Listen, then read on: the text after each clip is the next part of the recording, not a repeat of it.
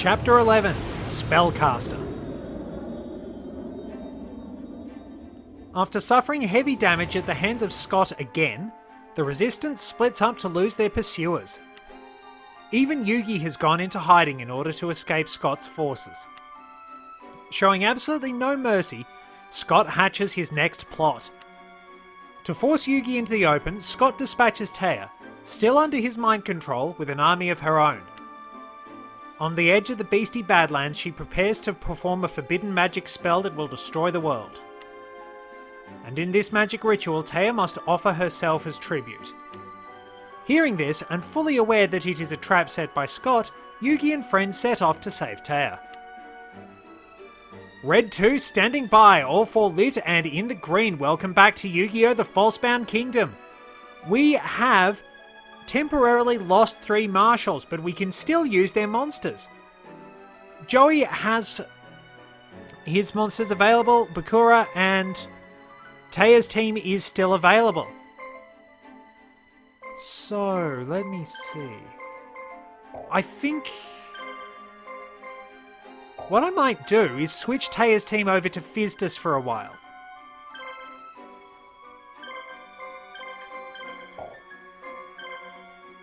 I'll take Mai out of the equation on this one because Mai's going to be really, really good most of the time. We can pretty much break any mission with Mai, so the temptation is, well, don't use Mai, really. I mean, don't get me wrong, she's really, really good, as I said. But I just have to limit myself sometimes. Rightio, Mako's team is coming along pretty well. Tristan is back in action. And as I mentioned, Mako got promoted to the friendship group because we don't really care about Bakura. At least YuGiOh doesn't care about Bakura. So,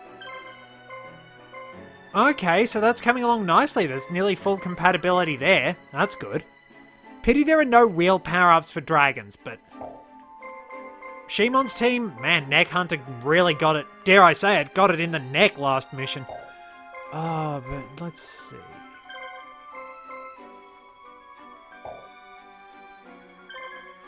Actually, they've all pretty much got full compatibility. So does he. So I really want to bring Robotic Knight along. It's one of my favourite monsters. Ugh. We'll work it out eventually. I'm keeping Taya's team in the mix for the moment. So we will either get Taya back or die trying. Let's see how the mission will go. I think we're pretty much right. Let's get moving. Is this the power of the spell?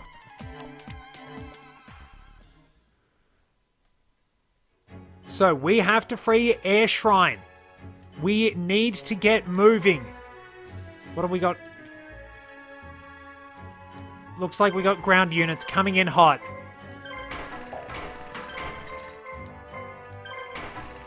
We really need to get moving. So, Fizdus, guard the base for me, will you? Tristan, get moving out here. Shimon, get moving up to Researcher Guild.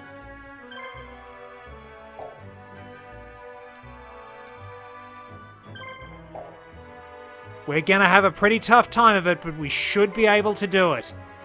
Taya's got a pretty strong team on top of that. So, we've got 2 Spike Seedras and, oh, Reaper of the Cards, you are not going to have a fun time.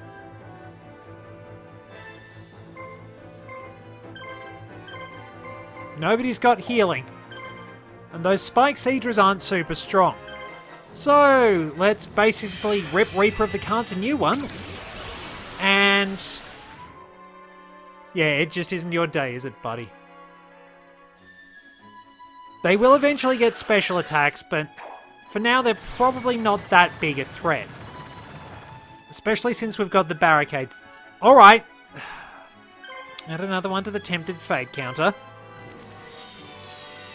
Probably could have gone for Screen Mist, but there you go. Oh well, much better to use our resources on blasting these guys out of the sky. I think their electric attack might do more damage to machines over time as well.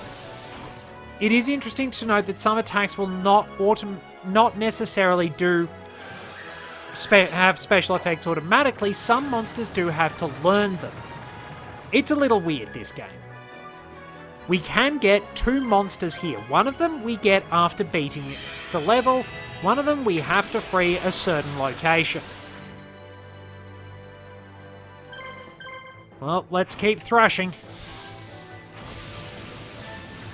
Our attacks can't miss as far as I know, so we can just put the pressure on. Assuming Gaikateno Megami actually gets to move anytime soon. I really do think they mess with the turn order. It's mostly working around the time limit and using your strongest marshals available that is the key to beating this mission. You've really got a plan, because if you actually do run out of time and you don't beat the boss, you will get a game over. Taya will wind up unleashing the ultimate friendship speech and destroy the world. You may add in Zork's cheesy laugh track if you like. We have to stop Taya from destroying the world and get her to destroy Euro Disney instead. Years and years ago, I actually have been to Disneyland Paris. Is Disneyland Paris different from Euro Disney, or are they the same thing? I'm really not that into Disney properties. The only one I'm really into is Star Wars, by way of being acquired by Disney.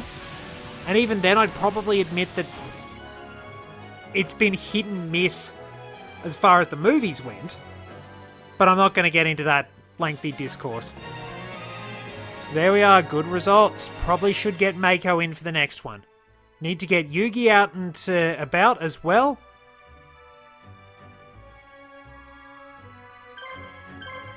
Mako. Yugi. Head up to Tower Deneb.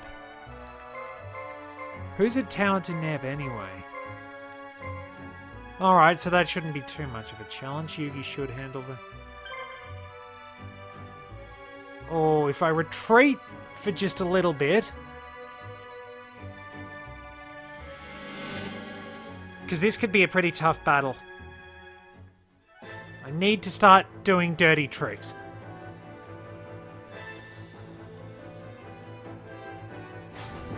Problem is, they'll get all their moves before me, I bet you. Nope, let's... Right, let's fall back, wait for the cannons, and we'll try again. Patience is a virtue. Come on.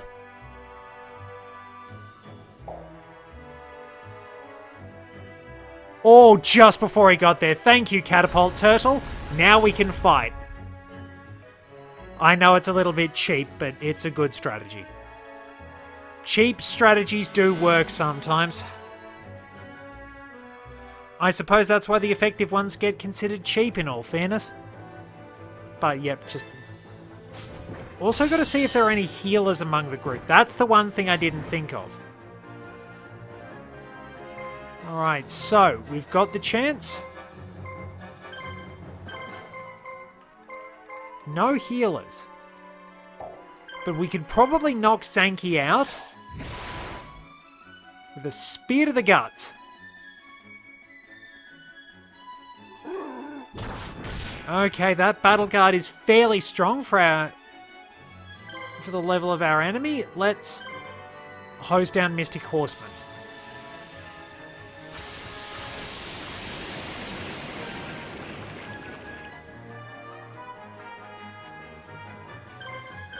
And there we are. We'll be able to wrap this one up pretty easily, get some good experience, and move on. We'll have to start being a bit smarter with our tactics and preparation. Of course, over time we'll build up much stronger monsters. And then when we do build up those really strong ones, they'll give us a massive advantage in the battles to come. And jeez Louise. Well done, Fiend Kraken! Hey, level up for Mako! And action points for Fiend Kraken. Nicely done. It is putting in work. Alright, so initial enemies fought off. Let's get a healer. Nothing new from that. Okay, so we got someone nearly ready to battle down here. Tristan! Ah, Tristan has such an advantage against these. So yeah, look, we'll probably breeze through this team because we've seen it before. Let's put in the profiles for the monsters we're going to find. Dark Elf made its international debut in Metal Raiders, and aside from a tournament pack appearance, that's it. In Japan, it debuted in Volume 7. Dark Elf is, somewhat unsurprisingly, a counterpart to Mystical Elf, opposite attribute, opposite stats, and palette swap art. Interestingly enough, she can be considered a precursor in some ways to the Dark archetype, such as the infamous Dark-Armed Dragon, that has popped up throughout the TCG. The life point cost admittedly makes this card a bit unhelpful in the card game, but freed from those limitations in this game, Dark Elf will actually prove fairly handy on the battlefield. As an added point of interest, you must fuse Dark Elf with Mystical Elf to get Cosmo Queen in this game, and there is absolutely no adequate explanation why this is so. Someone just decided on it. And we've got brand new opposition that we've admittedly seen before. High HP but not huge in the way of action points. All spirits though. But we should be able to really hit them hard. No healers? Probably going to want to knock out Queen of Autumn Leaves first up. Probably need to check the abilities of Dark Magician, see when it gets Night Adept. Because at least the Illusory Gentleman does have Night Adept. Dark Magician will eventually get level 5 magic, which is really good. Whoa, critical right off the bat! Dark Magician putting in work! Obviously he has decided not to be trifled with. And there we are. Well, this is a pretty decent defensive team. Alright, let's take down the big hunks of rock. It's like basically a proper rock type golem and an electric type golem. So basically we've got rock ground golem and rock electric golem. It's basically the two different forms of... It's like golem and Alolan golem, basically. As far as... I do like the Alolan forms, though I do wish they'd change things around a bit more. Because it would have been really cool to actually have special-oriented golem. Like, just switch the stats or even improve the stats a bit. Jeez. Yugi's team's not messing around. Let's wait. Well, actually, you can hit no matter what, so we might as well do a bit of chip damage. Hooray, erosion!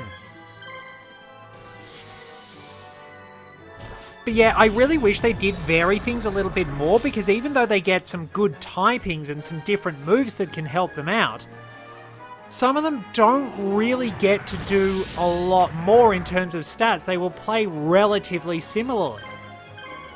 It would be nice to see a few more Johto Pokemon get regional forms, but ones that buff their stats too.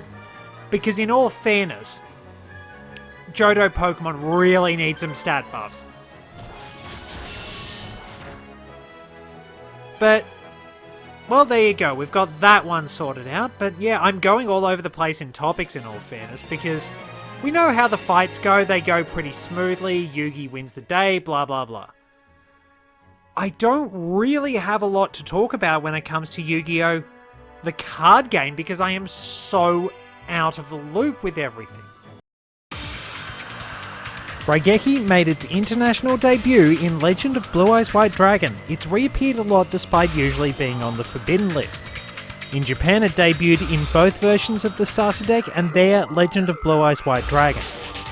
It's only fitting that given this chapter we actually talk about one of the ultimate spells, only let off the forbidden list when power creep had made this far less game breaking. Raigeki is a straightforward force of destruction pretty much. This mighty lightning strike will get rid of your opponent's monsters unless they're immune to destruction by card effects, which is annoyingly prevalent these days.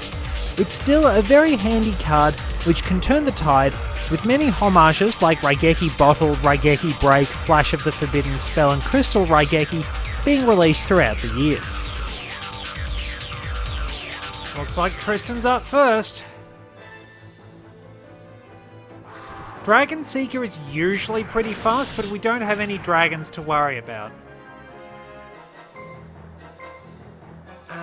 Let's see, what do we got? We've got no healers.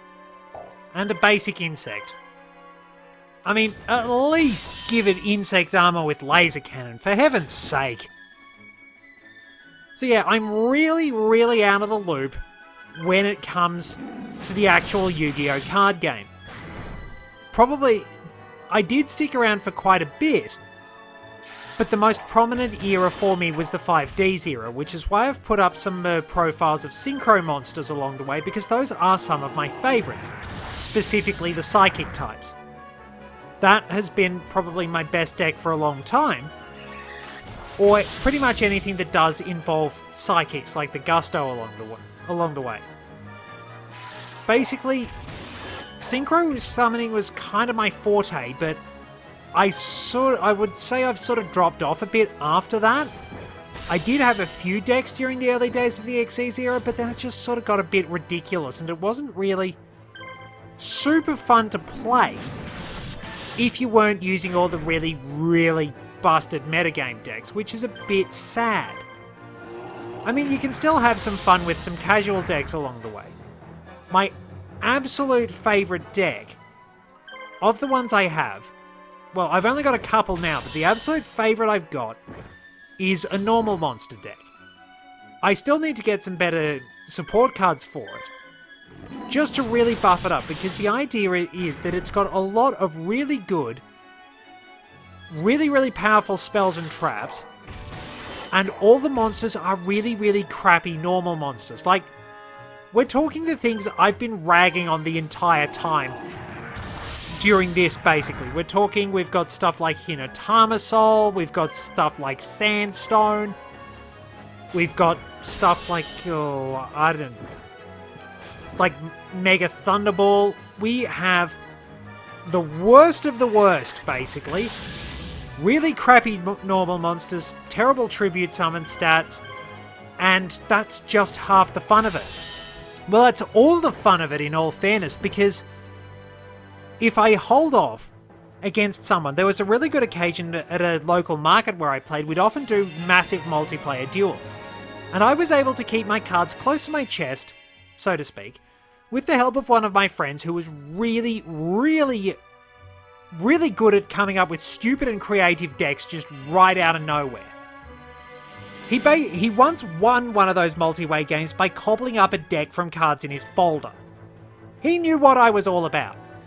And he decided just to let me have a bit of fun with things. So he was helping me out along the way. Okay, we really need to put the pressure on Gazelle. So, we're just sort of sitting there doing everything that we usually do, and I'm keeping all my monsters pretty tight, well defended, all that stuff.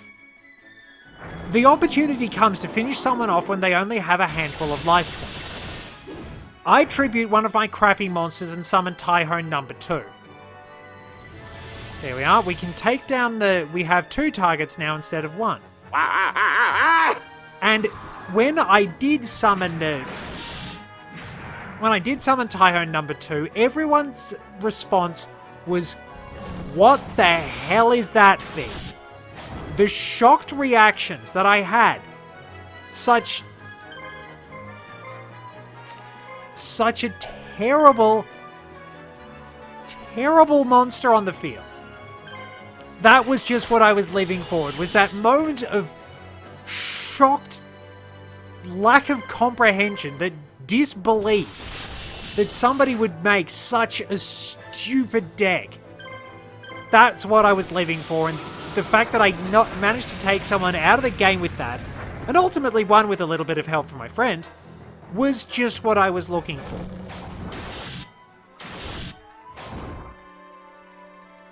So yeah, it's an interesting note. Chimera has a lot of action points, but it's not very strong. And on top of that, we can basically just wail on it once we're done here. Given that in these early stages it doesn't have any healing, well, I will top up the health of my zombie warrior just in case, because my bad luck could lead to some dodgy criticals. I have had pretty bad luck this session, but I've had pretty good luck in other sessions. But yeah, just being able to do something stupid like that is just the fun of it all, because like I just love to play most games for fun. I don't like to really go hard in on the metagame. If you do, I totally respect you, because like it's tough. Now let's use a violet crystal. It's tough to get a lot of those metagame decks running right and sort of learning all your combos. It can be very impressive, like high-level Pokemon play in the video games. I really respect that. I really, really have a lot of praise for people who can pull that off. It's not my thing. But just as long as you respect that everyone will play in different ways. Dark energy. That gives the Night Adept monsters a power-up. Oh no, wait, that's just Darklands monsters. I should put a violet crystal on it.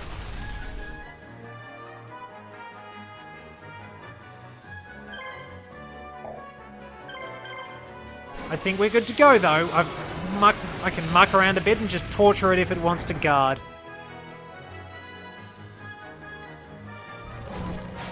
That is one advantage about fusion monsters. If you make them fuse early on, then they will actually wind up suffering quite a bit, because they've only got 2 monsters and you've got 3, unless they've got an attack that hits everyone. Now, I think this works. Jeez Louise, I should have looked at what the stats of the monsters were. Hey, more AP! That's what I am talking about! The more the merrier. So, I don't think I had to send anyone specific up here. Oh, they seem to be having a rough time of it. It's up to me now. Let's start out with a little warm-up. Bam! Ha! You might not have noticed, but I've turned time back by 1 day. And this time, I'm going with you. Let's go! So, we can now perform a fusion from next chapter, so it's time to introduce this, actually one of my favourite cards, Thousand Dragon. And there's a very good reason for that, so let's introduce it. Time Wizard made its international debut in Metal Raiders and Joey's starter deck, appearing a fair bit since. In Japan, it debuted in the first premium pack before appearing in their version of Metal Raiders. In the original version of the game made by Bandai and the manga, Time Wizard is treated as a spell card and could wear down monsters by aging them, in addition to all its current effects. It's a bit risky to use, but it can pack some power if you're good at calling your coin flips. While it now performs a standard fusion with Baby Dragon instead of using its effect to age it, that method still lets Dark Magician become Dark Sage in the TCG. However, you're not going to have any luck summoning Dark Sage here. Interestingly, there's a more efficient version of Time Wizard, a fusion called Time Wizard of Tomorrow that will destroy monsters, but the coin flip determines who takes the damage. Thousand Dragon made its international debut in Metal Raiders and Joey's starter deck. In Japan, it debuted in Volume 6 and also appeared in their version of Metal Raiders. Thankfully, summoning this monster in the card game is far less reliant on dumb luck than in the anime. Thousand Dragon gets very good results from its fusion material, being considerably stronger than both of them compared to some crap like Camion Wizard, and it's reasonably powerful, being as strong as the Red Eyes Black Dragon. While it is, unfortunately, ultimately nothing special in the great scheme of things, especially as time has gone on, it's still a pretty good monster overall and serves very well in this game. able to hit all enemies hard as you level it up. I have a secret rare copy of this from Metal Raiders and I absolutely treasure it. That's why it's one of my favourites. Alright, Taya. It's you and me. And let's face it, you're not a very good duelist. You got maybe 1 or 2 duels in the anime where Mai gave up, and then there was the really creepy penguin guy. Seriously, that wasn't much chop. You might have some decent monsters here, but I'm the king of games and I'm the main character. You have no chance. So we'll have to hold off against Taya's monsters. Shouldn't be too hard even though they are a bit stronger than us. Do they have any healers? No. So we can probably blitz our way through this because the Illusory Gentleman just comes in really, really powerful. I mean, Embodiment of Apophis is fairly strong because I think it is Castle Adept off the bat. Dark Elf is at a fairly high level, which gives it quite a few action points. Let's see their abilities. Yeah, and she's Knight Adept, which boosts her attack even more, and she already starts off with pretty good attack. But we've got a pretty solid team. And there's a critical. Dark Magician means business. I probably should put Dark Magician Girl on Yugi's team now. Because once they get level up, there will be some special tactics we can use.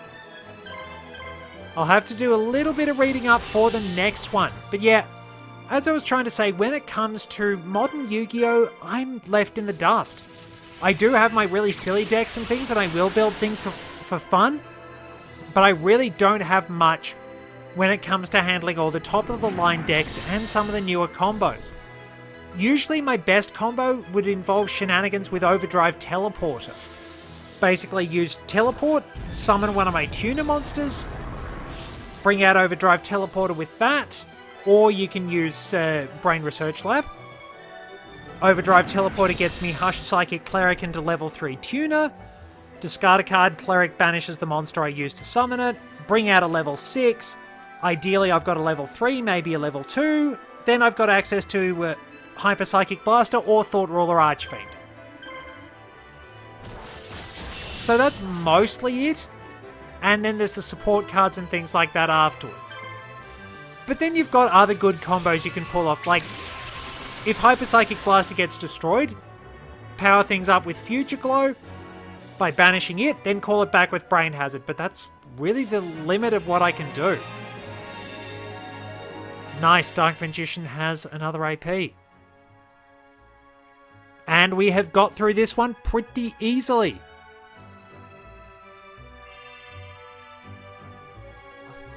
Oh, my head. Oh, that's the last time I drink Tristan's homebrew. Oh, that stuff's nasty. Where am I? How far did I go? She snapped out of it, Yugi. Tristan, Yugi, what am I doing here? How much homebrew did I drink? Wait, why is it the fault of my homebrew? Nothing, Taya. Nothing at all. You just had a nightmare, that's all. Tristan's homebrew really is terrible. Enough about my homebrew. And we get Dark Elf. So there we are. We have managed to avoid the ultimate friendship speech wiping out the world, but we still have to retrieve Joey from Scott's clutches. And there's someone I'm forgetting, but I'm sure we'll work it out next time. Thank you very much for joining me. Till next time, this is Red 2, returning to base.